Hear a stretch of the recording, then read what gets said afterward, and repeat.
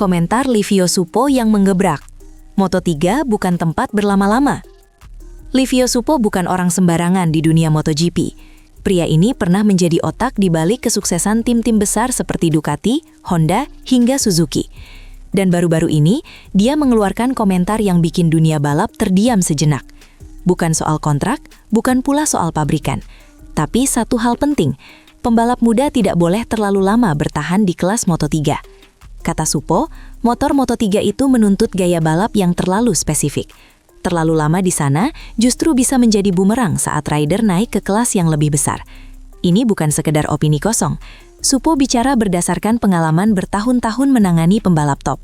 Dan komentar ini datang tepat di momen krusial, saat generasi baru, termasuk Veda Ega Pratama dari Indonesia, bersiap masuk ke Moto3. Apakah peringatan ini relevan buat Veda? Atau justru jadi pendorong agar dia bergerak cepat meniti karir lebih tinggi? Siapa Livio Suppo? Sosok di balik sukses Honda dan Ducati. Untuk memahami seberapa penting pernyataan ini, kita harus tahu siapa Livio Suppo. Dia bukan analis biasa. Suppo adalah mastermind yang membawa Ducati meraih gelar dunia lewat Casey Stoner pada 2007. Kemudian, dia pindah ke Honda dan menjadi figur penting saat Marc Marquez merajai MotoGP. Suppo tahu persis bagaimana membangun seorang pembalap sejak mereka masih mentah di Moto3 hingga jadi raja di MotoGP. Karyernya melibatkan banyak bintang, dari Andrea Dovizioso, Dani Pedrosa, Jorge Lorenzo, hingga Joan Mir. Jadi ketika dia bilang, jangan terlalu lama di Moto3, itu bukan bualan. Itu adalah sinyal keras bagi semua pembalap muda, termasuk untuk Veda Ega Pratama yang akan memulai debutnya di Moto3 2026. Komentar ini bukan sekedar nasihat, ini adalah peringatan dari seorang legenda pedok. Dan jika dicermati, ini bisa mengubah cara kita memandang perjalanan Veda ke level tertinggi MotoGP. Kasus Diogo Moreira, naik MotoGP setelah 2 tahun di Moto3. Contoh nyata dari ucapan Suppo, Diogo Moreira. Pembalap muda Brazil ini bukan cuma cepat, tapi juga nekat dalam hal karir. Setelah hanya 2 musim di Moto3, dia langsung lompat ke MotoGP. Bukan Moto2. Tapi langsung ke kasta tertinggi. Langkah ini jelas mengejutkan banyak pihak, tapi didukung penuh oleh tim LCR Honda. Menariknya, Suppo justru mengamini langkah ini.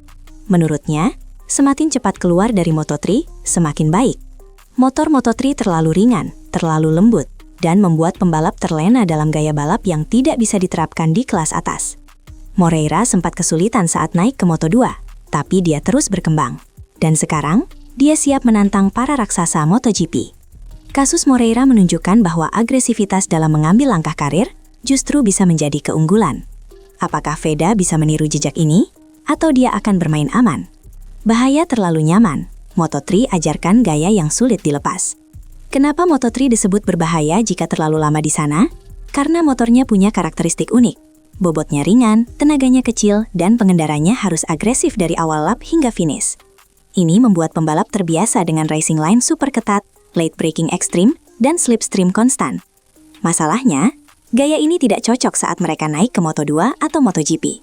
Di kelas atas, motor jauh lebih berat, respons gas lebih liar, dan sistem elektronik jauh lebih kompleks.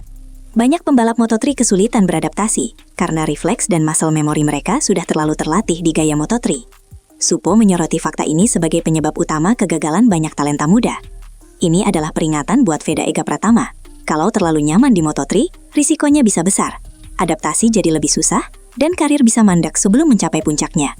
Izan Guevara, juara Moto3 yang gagal bersinar di Moto2. Livio Suppo menyebut satu nama yang seharusnya jadi contoh nyata, Izan Guevara. Juara dunia Moto3 2022 ini tampil dominan dan dianggap sebagai calon bintang besar.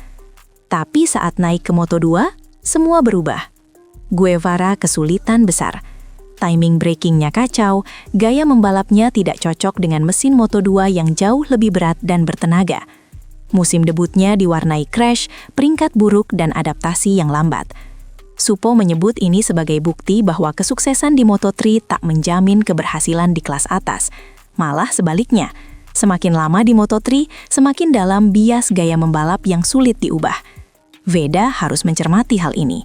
Jika dia hanya fokus untuk mendominasi Moto3 tanpa rencana jangka panjang, maka risikonya akan sama. Jangan hanya mengejar Rookie of the Year, tapi juga siapkan strategi keluar cepat. Veda Ega Pratama, debutan Moto3 dengan target berani. Tahun 2026 bakal jadi tahun bersejarah. Veda Ega Pratama, pembalap muda Indonesia asal Gunung Kidul, resmi debut di Moto3 bersama Honda Tim Asia. Tiket emas ini bukan datang begitu saja. Veda membuktikan kelasnya lewat podium dan konsistensi luar biasa di Red Bull Rookies Cup, serta penampilan solid di Junior GP. Dan yang lebih menarik, Veda datang dengan target yang berani. Bismillah, semoga bisa Rookie of the Year, katanya penuh semangat. Tapi ini bukan sekedar impian. Veda tahu tantangannya besar. Tim baru, mekanik baru, motor yang benar-benar berbeda. Semuanya butuh adaptasi cepat. Tapi disinilah komentar Livio Suppo relevan. Jika Veda hanya fokus pada hasil instan di Moto3 tanpa melihat ancaman jangka panjang dari adaptasi gaya balap, bisa saja dia terjebak di kelas ini lebih lama dari seharusnya.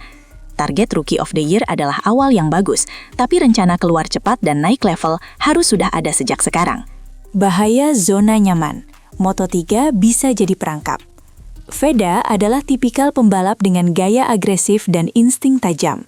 Tapi justru karakter seperti inilah yang rawan terlena di Moto3.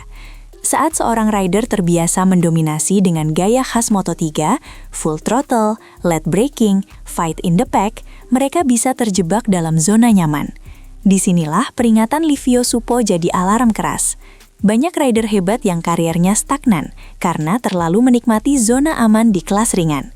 Veda harus sadar bahwa Moto3 bukan tujuan akhir. Ini hanya batu loncatan, dan terlalu nyaman bisa menjadi bumerang. Musuh terbesar pembalap muda bukan lawan di lintasan, tapi gaya balap sendiri yang sulit dirombak saat naik kelas. Jika Veda ingin menapaki jejak ke Moto2 dan MotoGP, dia harus mulai berpikir jangka panjang sejak awal musim. Kapan waktu terbaik untuk naik kelas? Jawabannya, sebelum gaya Moto3 menempel terlalu dalam. Persiapan fisik dan mental jadi kunci. Dalam wawancaranya, Veda menyebut 3 fokus utama, latihan fisik, latihan motor, dan latihan mental. Ini sinyal bahwa dia tidak sekedar mengejar kemenangan, tapi juga adaptasi menyeluruh. Moto3 bukan hanya soal kecepatan, tapi juga stamina dan daya tahan mental menghadapi tekanan besar. Dan di musim debut, tekanan itu bisa datang dari segala arah, media, sponsor, ekspektasi fans, hingga persaingan internal tim. Kalau Veda mampu menjaga fisik tetap prima, sambil mengasah fleksibilitas gaya balap, maka transisinya ke Moto2 kelak akan jauh lebih mulus. Disinilah nasihat Suppo bisa diadopsi secara praktikal. Jangan hanya fokus di sirkuit, tapi juga latih kemampuan adaptasi sejak awal. Gunakan sesi latihan bebas dan simulasi balap sebagai tempat uji gaya baru. Mentalitasnya bukan lagi pembalap Moto3, tapi calon pembalap MotoGP yang sedang transit. Veda harus belajar dari Moreira, bukan menirunya. Diogo Moreira bisa naik ke MotoGP setelah 2 musim di Moto3, tapi bukan berarti semua pembalap bisa meniru pola yang sama. Ada perbedaan mendasar, dukungan tim, kesiapan mental, dan peluang sponsor. Veda harus belajar dari langkah Moreira, bukan menirunya mentah-mentah. Artinya, meskipun Suppo bilang lebih cepat keluar dari Moto3 lebih baik, bukan berarti Veda harus buru-buru tanpa kesiapan matang. Strateginya harus cerdas. Jangan tunggu sampai 2 musim lalu kajat di Moto2 seperti Guevara. Tapi juga jangan terlalu cepat kalau itu membuat fondasi belum cukup kuat. Kuncinya adalah siapkan rencana keluar sejak awal, tapi pastikan setiap langkah punya fondasi teknis dan mental yang solid. Jika Veda berhasil menyeimbangkan antara performa, adaptasi, dan strategi promosi, maka bukan mustahil dia bisa mengejutkan dunia seperti Moreira dengan versi Indonesia. Ini awal perjalanan, bukan tujuannya. Moto3 2026 hanyalah titik awal dalam perjalanan panjang Veda Ega Pratama. Tapi seperti kata Livio Suppo, cara kita memulai bisa menentukan nasib di masa depan. Jika Veda fokus pada pengembangan jangka panjang, fleksibel terhadap perubahan gaya balap, dan terus membangun koneksi dengan tim serta sponsor, maka jalannya menuju Moto2 dan bahkan MotoGP akan terbuka lebar. Tapi jika terjebak dalam euforia podium dan zona nyaman, maka potensi besar ini bisa tertahan di satu level. Pesan dari Suppo harus dijadikan kompas, bukan sekedar catatan pinggir, bahwa kecepatan bukan segalanya, adaptasi adalah kunci, dan kadang keputusan paling sulit, seperti keluar cepat dari Moto3, justru bisa jadi keputusan terbaik.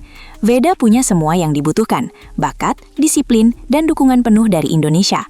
Sekarang tinggal bagaimana dia menyusun langkah berikutnya, karena dari sinilah sejarah bisa dimulai.